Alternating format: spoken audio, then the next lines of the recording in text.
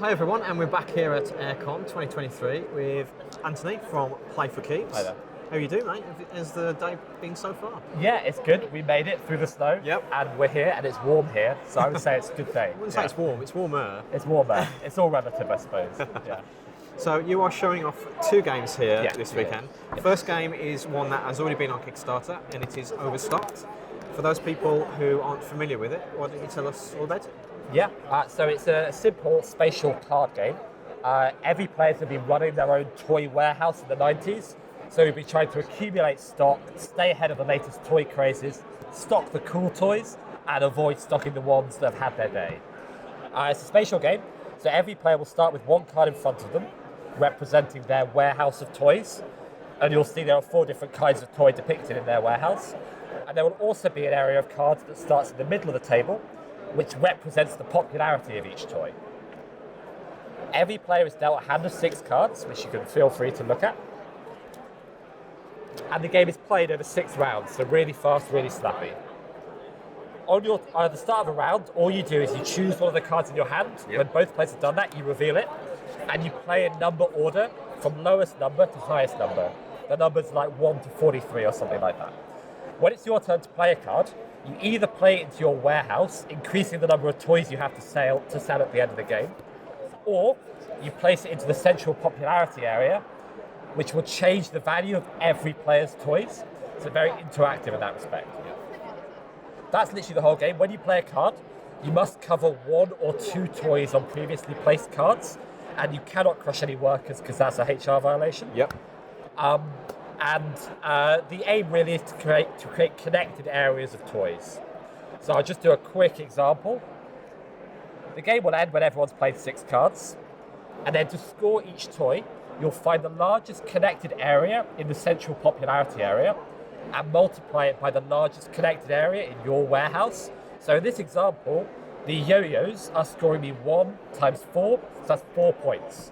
So ideally, you've got big areas here, and you're matching them with big areas in your warehouse. Now there's a bit of a twist. Yep. The toy with the largest area here, so in this case yo-yos, actually scores negatively. It represents a craze that's already peaked, with the copies out of distribution and distributors are not buying anymore. So that's negative. So what you actually want to do is make sure you have the most of the 2nd, 3rd and 4th biggest toys in this area. If you have loads of those, you'll get loads of money, you'll get loads of points at the end of the game. And that's it. You play 6 rounds, you calculate the value of all the 4 toys, and the player with the most points wins. There are 3 different mini expansions, all included in the box. We've got the first expansion, which introduced forklifts, which give you a little extra spatial element to consider. Essentially, with a forklift, you can take one. You only take one over the course of the game, and you can put it in your warehouse, and you can use it to connect different groups of toys. So this now counts as one contiguous group, whereas before it was 2 separate ones. So you can also use this to cover toys that you think are going to score negatively. So we've got forklifts. We've got, these represent different marketing campaigns. Players can buy ad space for a different toy and earn points for that during the middle of the game. Otherwise, all the score is at the end of the game. And then the last expansion is a quantum mechanics themed one, where you get these magic toy crates where you don't know what they are because no one's looked inside of them. And over the course of the game, every time someone plays an X, you eliminate one type of toy. You learn, okay, this is definitely not a yo-yo. And players collectively do this until by the time you've played all the cards, you discover what was actually in these crates all the time. So it gives you another element to consider over the course of the game. But yeah, that's it. Really fast, spatial card game, quite interactive, 6 rounds and you're done. I do like the fact that you can really screw someone over. If you know they're collecting a certain type of toy in their warehouse, you can deliberately try. Yeah, it's very interactive in that respect. A lot of pattern matching games, you kind of have your own thing, but in this, the popularity is the core of the game. Everyone's looking at it, everyone's playing into it. So you get a lot of interaction between players. Both positive and negative. What's the normal price that this sells for? So it's about £16. Okay, cool. Yeah, that's the one. And it's available through our website. We're not currently in distribution yet. Deals pending. So Play for Keeps Games is what you need to Google should you want to buy a copy. Yes. Or visit us at Airecon, of course. Or you'll be at Expo, presumably. Expo, we'll be at Expo as well. Yes, cool. yes, 100%. So that's the first game that is already in production and available, but you've got something new that's coming out soon. Yes. And that is Yeah. my favourite things. Yes. So this is the next Kickstarter coming later this year. Looks like that. This is a reprint of a original Japanese design that was published in 2015. The game never really made it out of Japan. A few lucky people got to play it in Essen 2018, and everyone really loved it, but nobody's picked it up since. So it has an audience of enthusiasts, but for everyone else, it's new. This is a trick-taking game with a bit of a twist. So I'll just quickly set up a 3-player example. This is a trick-taking game where you don't know what's the number on your card as you play the trick. So the way the game works, every player gives the player on their left a category, and this could be anything you like. So it could be movie franchises, it could be days of the week, it could be Harry Potter movies, it could be your favourite board game content creators. It could be anything you like. So let's say we've gone for movie franchises. You write down your category on this card, so everybody has a different category. Yep. So you might have dinosaurs. This player might have Pizza toppings. Sure, pizza toppings, why not? Yeah. Now, every player in secret will take these cards, they'll pull them up, there's another card in the sleeve behind them, and they will fill out their top 5 favourite things in the category they were given. So you see, this is where you put your second favourite thing, you write it there, your 4th favourite thing you write here, your 3rd here, your 5th here, and your number 1 favourite thing you write on this card, like so.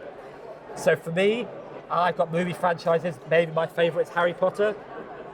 So I write Harry Potter on this, and then what you do is you slide these cards down so that you can no longer see which thing corresponds to which number. Yeah. Now all players will be doing that with all of their cards.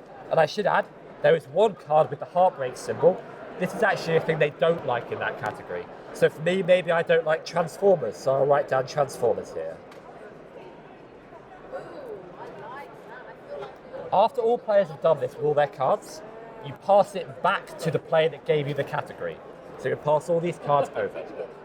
And then you just play a trick-taking game. There's a rotating first player, and on the first player's turn, you just choose a card, you play it into the center, and you reveal what it is. So I'm playing Harry Potter. You're playing dinosaurs, you might play T-Rex. You're playing pizza toppings, you might play, I don't know, pineapple. Then what we do is we reveal each of these cards, and the player that played the lowest number wins. Now, in case of a tie, it's the first player clockwise. Right. So in this case, Harry Potter was my favourite. T-Rex was your favourite dinosaur, of course it was. And pineapple was number 4 favourite for blue player. So in this case, I would win because I was first and I win the tie. Cool. So I get that, I get the trick. I get a little heart. That's the way you keep track of points in the game. And that's it. You play 6 rounds, and then you give a category to the player on your right instead of the player on your left. Ah, okay. So you get a new category to play with. Yeah. And then at the end of the game, the person with the most hearts wins. So really simple trick taking. Great for groups that know each other well, because you can get really specific. If somebody likes, I don't know, like model trains, you can ask them what their five favourite types of train are. Or if somebody likes Vital the Third board games, you can ask them what their 5 favourite in that is. Yeah. And it's also a game where you get to know players as you play, so it's a nice way of meeting people for the first time as well. Yeah, that's the game. Super simple trick-taking game. Cool. What's the plan for this? Is this going to be on Kickstarter? This will be on Kickstarter later this year. Yep. Again, available. You can sign up to a mailing list through the Play for Keeps Games website, which is the best way to keep in the loop about it. But yeah, out on Kickstarter later this year. Excellent. Yeah. Well, thank you, Anthony, for spending a bit of time to chat to us. No problem. And thanks everyone for watching this video, and we'll see you next time.